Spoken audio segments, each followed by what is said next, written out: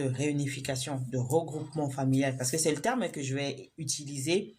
De toute façon, ça veut dire la même chose. C'est juste que juridiquement, aujourd'hui, on parle de réunification familiale, pas de regroupement. Apparemment, regroupement, c'était péjoratif dans réunification. Ça implique plus ce terme, ce côté affectif, etc. et tout. Bon, ça, c'est de la poudre aux yeux. Voilà. Et donc, cette demande de regroupement familial avait pour objectif de faire venir son fils, qui est resté dans ce pays-là. Et l'OFI lui a remis une attestation d'enregistrement de sa demande.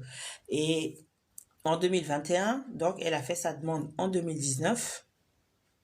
D'accord, 2019. Hein. Bon, pour le coup, c'est en décembre. Donc, on va dire que décembre 2020, mars 2021, donc ça fait plus d'un an.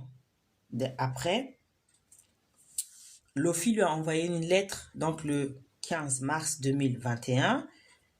Dans cette lettre, l'OFI confirme bien avoir reçu sa demande, lui fournit une attestation de dépôt de cette demande et donc lui indique dans cette lettre que si, dans un délai de 6 mois, le préfet de...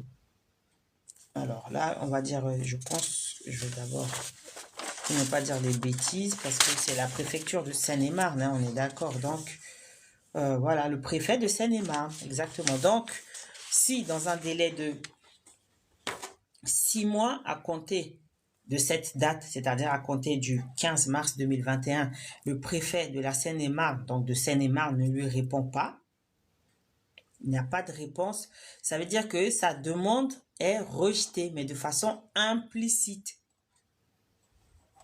pas explicite. C'est-à-dire, si c'était de façon explicite, elle aurait reçu un courrier, etc. Elle recevrait un courrier. Mais donc, si le préfet, il garde silence, en gros, c'est ça. Si le préfet, il garde silence sur la demande pendant 6 mois, cela équivaut à un rejet. Ça veut dire que la demande est rejetée. Sa demande de regroupement familial est